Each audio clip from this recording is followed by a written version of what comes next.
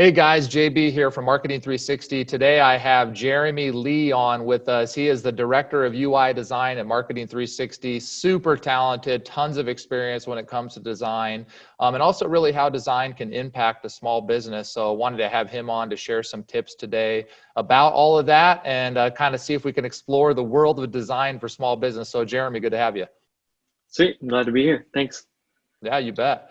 So, hey, Jerimie, if you had a small business crowd in front of you, or maybe just one small business owner, and they said, "Hey, Jerimie, all your experience in design, what can you tell me that might be helpful to me to really level up my brand in the new digital world with all these different channels and take it to the next level?" What would be some of the thoughts and power tips that you would share? Sure. So just a little bit of background. Obviously here at Marketing 360, we work with a lot of small to medium-sized businesses. Before I started working with the company, though, I was with an e-commerce agency, and there we were doing website builds, really boutique level work, anywhere from like $60,000 to $80,000 per site. And then before that, when I was in school, a couple years after that, I was working with a lot of universities and nonprofit boards. So I kind of have a little bit of experience with small business, bigger ones, and then also, the nonprofit side. And the biggest thing that I've taken away from that experience is that the focus on design kind of changes based on the size of your organization. So with things like Apple and Google and these really big companies, every little detail can amount to a big difference in the numbers in the long run. But with small businesses, because it takes a lot of resources to really get the design locked in, my advice has always been, just get it. There's a lot of ways to do it right and just a few ways to do it wrong. Just do it right. Just get it good enough. And a lot of times, if you focus the design energy that you put in on maybe like the colors, the illustrations, or the general style of the site, and maybe reinvest that energy into designing the experience as a whole instead of just how you look, I found that has been a more fruitful advice to give to people that I work with. Ah, that's interesting. Yeah. So thinking about designing the experience, and so walk us through that. What would that look like maybe for a website? Like what would be the main focus on how would you design your site to have the best experience, and what would be the goal of that? Yeah, so I want to be clear that and say that visual design is very important, but it's just a part of what design should do for your business, right? I'd like to think that design starts at first glance. So before people even get to your website, hopefully you're showing up on the search results, first of all, right? So hopefully you're doing some content marketing, you're running some ads. But when you do show up on the map, are you the listing that has the business hours listed on there? Are you the listing that has a link to the website, that has a phone number, that has contact information? So already you're looking better. The design of your listing is already better than your competitors. And then beyond that, when they get to your site, it's all about the clarity of what you're trying to communicate. So what I mean by that is, like one way you can think about this, for example, maybe we're thinking about a restaurant business, right?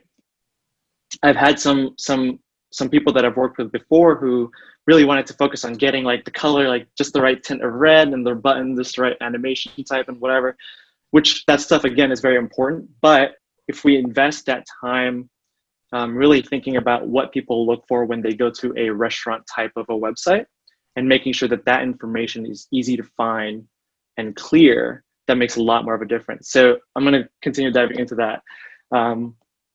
So for example, with a restaurant, I would challenge our small business owners to think about all the other time that they've interacted with a business like theirs.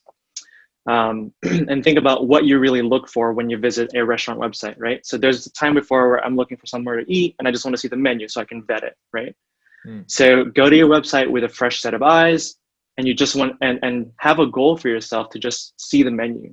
And then ask yourself, is it easy to find? Is it, when I click on the menu, are the pictures helpful? Are they blurry?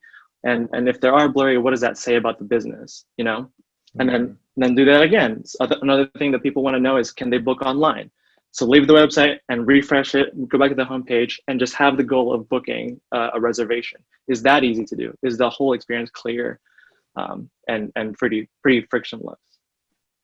Makes sense. I mean, I think that, you kind of hit a good point there of your design is all the different places somebody would see you and the experience that they have there. And kind of goes back to you can't control where people are and where they spend their time, but you can control if you're there, and you can control how you look and what that experience is like. And so that's a great point of there's people seeing you on Google My Business in the maps area. There's people seeing you obviously on your website. There's people seeing you on social media.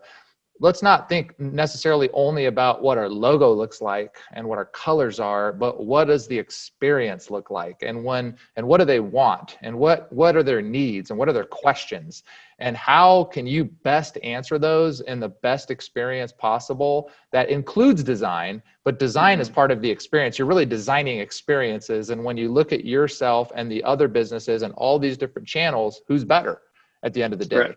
And ultimately you want to be better, and somebody's going to choose a company not because their logo was a little better, but because they designed the entire experience better. So I think that's a huge tip.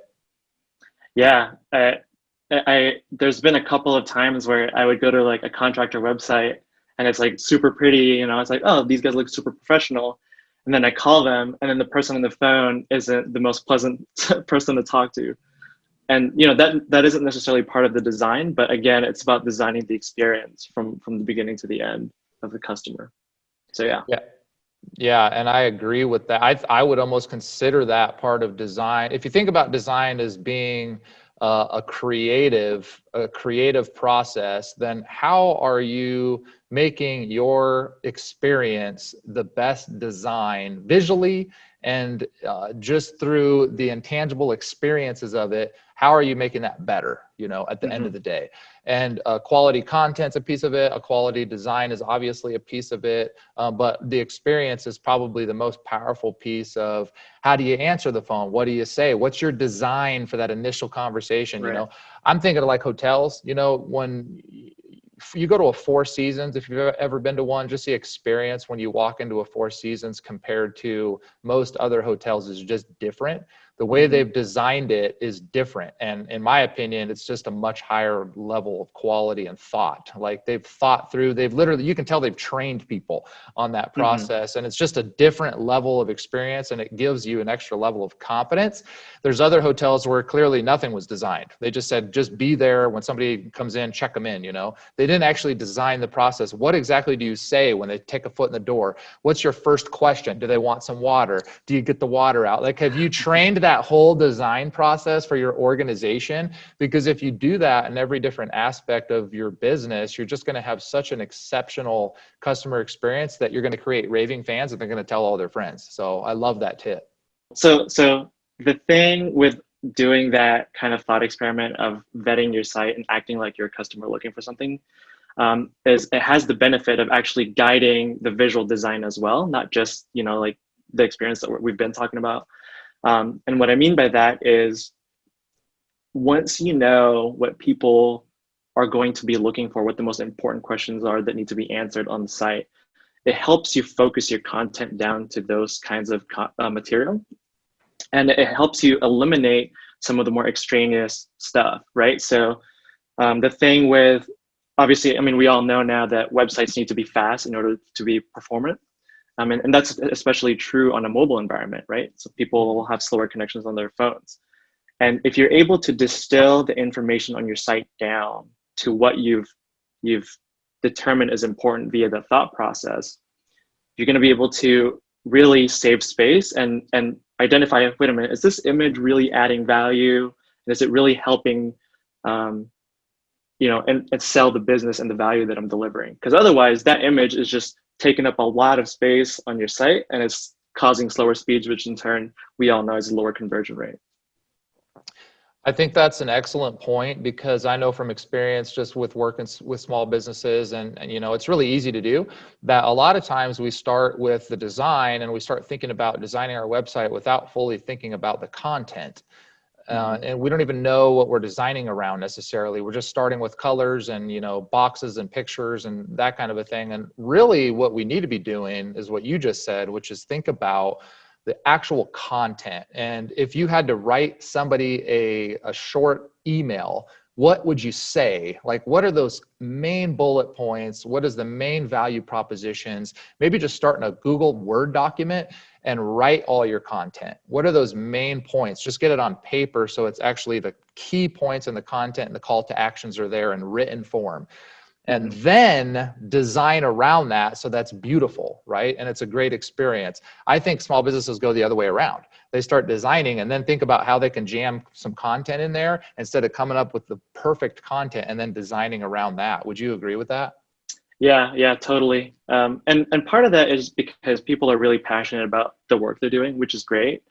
So what I like to tell people is just make the site so that you like it, as long as it's not sacrificing clarity for the end user. Make sure you like it and you're passionate about it, because otherwise, as long as you're communicating clearly for small business, that's like all that you need to do. So we've been talking kind of outside the context of just like visual design. So I wanted to touch on that a little bit too. Perfect.